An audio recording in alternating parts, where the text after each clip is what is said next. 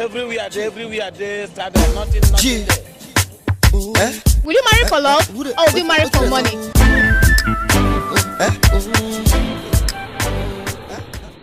Okay, so hello guys. So here with me today is the beautiful Jasmine Naza, the CEO of Jasmine Media. So thank you very much, ma, for gracing us here today. Thank you so much for having me. You look so beautiful, by the way. Thank I you. love your gown. Thank you. And that's Jasmine for you. Always, always giving all the best. Thank you for all you do for us in this industry, and we are glad to have you here today. Oh, thank you. Okay, so please, what message are you most passionate about sharing with us today? Sorry, come again. So what message are you most passionate about sharing with us today? So, being your best self, being authentic, right?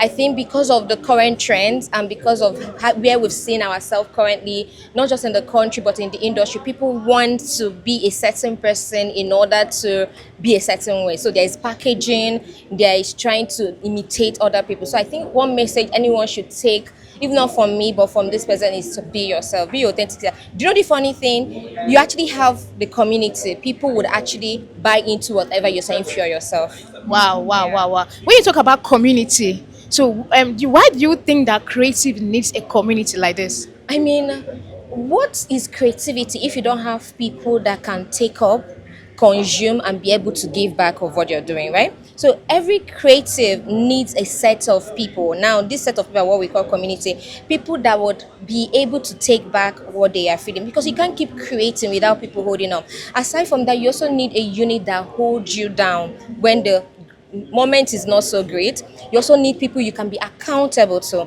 When you have a community, you tend to want to maintain what has kept them with you for so long. So if you try to move away from that, you remember that you have some set of people that respect you, that love what you're doing, that look up to you. I am all about community. We cannot afford not to build whatever we are building or whatever we are creating on a community. Wow. I love the last part that you said, that we cannot afford to build anything we have been creating without a community. Yeah. Thank you very much, Miss Nazmi. So much and we would love to see the great things you have for us today. I can't wait to share. Thank you. Thank you, guys. With me today is the beautiful Stephanie Uchando, the host for the most. And guess what, guys? Today she's the moderator for the panel session at Pivot 2026. So let's give her a very big welcome. Welcome, ma'am. Thank you so much. You're welcome. Okay, so I would like a question. Today's event is talking about positioning creatives for impact. So what challenge do you think that creatives face the most? I feel like a lot of people actually have talent, but the thing is how to package the talent. I'm not necessarily saying fake it till you make it, but there's something called building a system and a structure around how you do things. So that's why you see some people, like someone like Rockefeller, that have been the richest family. It's not because they just have the money, because they have a structure in which they use that money so that it doesn't finish and it becomes generational. So most times you can have talent. I can sing. Okay, how do you position yourself? How do you structure yourself to be someone of relevance is the problem. Do you have the talent? Yes, but how do you position yourself is where the problem comes in. So I believe that today's event is really going to teach us, because you're looking at Eric Gugwa, a public speaker. You're looking at Miss Jasmine, that owns a rice company. You're looking at Dr. Victor, that is a doctor that is doing excellently well, and Dr. Foy. So I mean, these are excellent people that are going to tell us how to position ourselves for greater impact. Wow, that's good. I like what she said. There are people that are here that are going to teach us how to position ourselves for greater impact and all that. But right now, what do you think that creative needs, but they don't want to admit that this is what they need? I feel like it differs per person. Maybe you can say a creative that is rich, all he just needs is visibility. You can see one that is visible but doesn't have money. I don't know if you've seen some of these celebrities that whenever they are sick, you now see them on Facebook asking for money for liver. Recently. But then they have been acting for a while. So in your mind, you feel like, oh, because this person is visible, this person is rich. But that's not the thing. What makes someone rich is value and your network, because your network determines your net worth. So even if you're in a place where everybody is acting, but you've not been able to build a good relationship with those people, that's where the problem will come in. So I feel like the problem is not having the talent, but it's about knowing how to position yourself. Because some people come for this event now. They will not talk to anybody. They will sit down. But that's the problem. Networking is, in fact, I bet you that Dangote networks a lot of time. I won't bet you that Dangote is owing, but you will not know. Because most of them take money to do things, and probably when they get the returns, they give it back.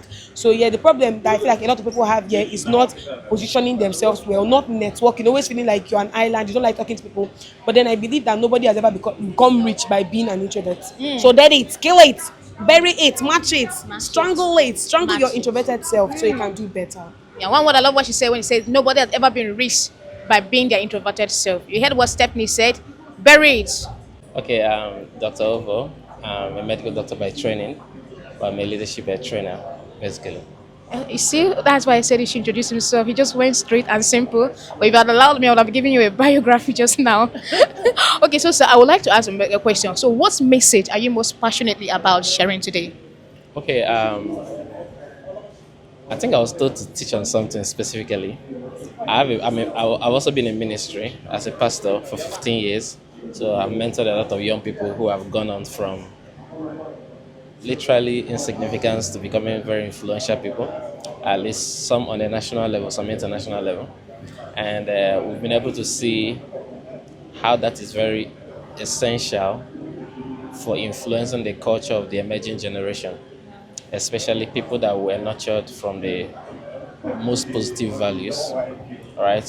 When I say Christian values, it may easily be interpreted as religious, but I mean positive values, because it's very easy for people to lose themselves in trying to be relevant in this age, and eventually it doesn't pay in the long term, because when you are popular for values that are not positive, even brands don't want to associate with you.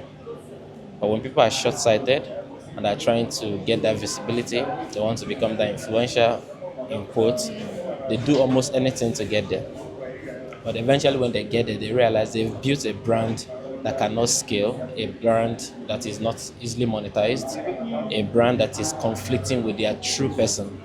So, young creatives are here today, and I'm trying to give them context so that they see that building the right brand on the right values, it may be slow, but it is sure. All right, and you can easily mess up this entire place. But if you want to build this place, it will take time. Or if you build it eventually, it will stay. Someone said that the only way to overcome gravity is not to jump up, but to grow up. When you grow up, you don't come down. But when you jump up, you come down. So jumping up is like doing any kind of stuff just to get there. But growing up will take process, to take building.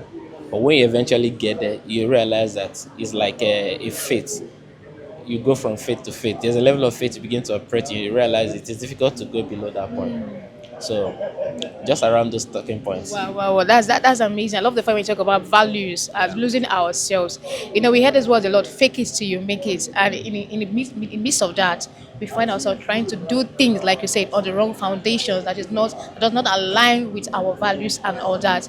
But right now, creative that have actually found their values and are building, but they are yet struggling. But they don't want to admit that they're struggling. What do you think could be the cause of that? Could you say it's pride, or that they have not really found a place of people that sees the value of what they have? Yeah, everything good takes time. A child will not be born today and start running. The child will fall multiple times. But we've accepted it that it is normal for you to fall before you can eventually walk. But people don't see that also applicable in this industry. So when people fail and fail and fail, they'll think they're doing something wrong. No, you're doing everything right. In fact, if you're not failing, that's when we'll know that you're not doing the right thing. All right. So the failures, the fears, the moment you begin to doubt if should I actually continue doing this, those are all essential process of it happening.